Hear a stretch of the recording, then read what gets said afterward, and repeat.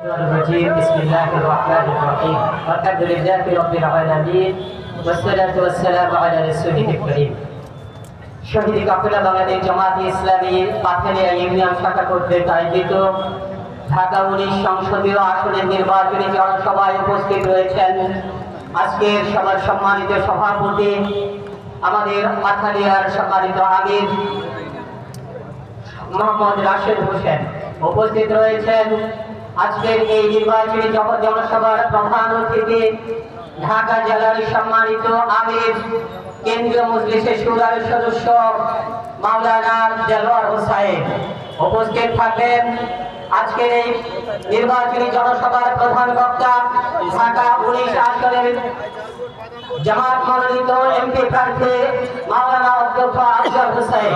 মঞ্চ উপবিষ্ট বিভিন্ন পর্যায়ের নেতৃবৃন্দ বিশেষ করে পাথালিয়ার